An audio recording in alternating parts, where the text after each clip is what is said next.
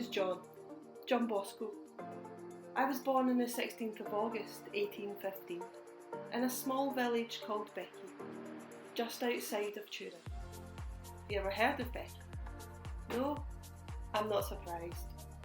It's a small insignificant place where not a lot of spectacular things happen.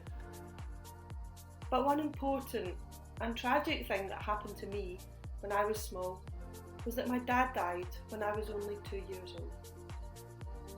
And although I was too young to realise, his death had a huge impact on my family. It meant that my mum was left to look after my stepbrother Anthony, whose own mum had also died, my older brother Joseph, my gran, and of course me. And as well as all of us, she also had to look after the family farm. And even though she would have been really sad at the loss of her husband, she taught us that each one of us needed to pull our weight and help with looking after our home and farm. There were lots of jobs to do in the house, firewood to cut and gather, fields to plough and crops to tend. So from an early age, myself and my older brother Joseph, supervised by our stepbrother Anthony, tackled the endless work with energy. Our mum taught us that work was a privilege and that joy would make the work lighter. She was a woman of strong character and tenderness, and all who knew her called her Mama Margaret. She was also a woman of great faith and trust in God, and brought us up to look for the goodness in all people and situations. In fact, one day, when I was out walking with my mum, we met a priest on the roadway, and I said, "Hello, Father."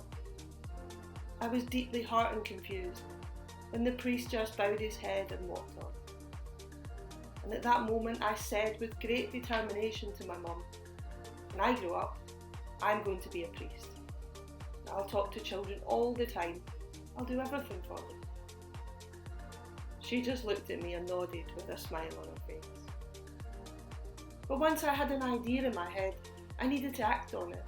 So straight away, I started to learn magic tricks from travelling showmen.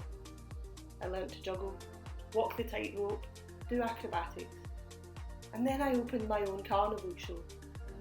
The admission cost was to say a Hail Mary and listen to me sharing some thoughts from the priest's sermon. In the midst of all this, when I was 9 years old, I had a dream. And in my dream, I tried to stop boys from fighting by pulling them away from each other.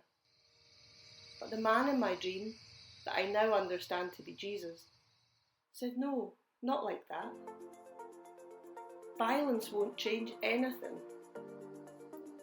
Treat others with kindness and gentleness, and then they will change and become kind too." My dream made me think that God was asking me to look after young people, especially those that had had a tough time. So maybe you're thinking that everything was easy for me and I had my life sorted, but that wasn't the case. The priesthood meant studies, studies meant school, and you had to pay for school, and we had barely enough money to make ends meet, never mind send me to school. But due to the goodness of a farmer who taught me, I learned to read and write and do sums at the age of 8. My first schooling came the next year, when I hiked some 3 miles every morning to the country school of a priest. My stepbrother Anthony really didn't like me, and no matter what I did to help out and be friendly, he made life at home completely unbearable. And so, for the sake of peace at home, my mum sold a little of the farm to allow me to go to Castelnuovo to attend public school and to board with a good family she knew. I worked after school to support myself, and though I was only 15, I worked in a blacksmith shop, I worked as a tailor, as a waiter, a shoemaker. I even continued to do my magic tricks. Anything to get a few pennies and ease mum's burden. At school I did really well, and during this time I didn't lose sight of my dream to become a priest and help young people. And so in 1835, when I was 20, I felt ready for the seminary, and the next chapter of my life began. On June the 5th, 1841, I was ordained to the priesthood in Turin. I celebrated my first Mass the next day in the Church of St. Francis of Assisi.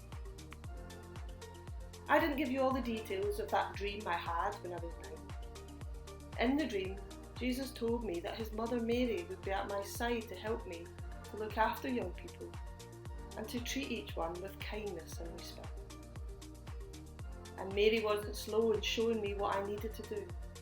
Shortly after my ordination, on her feast day, a homeless young boy turned up at my church.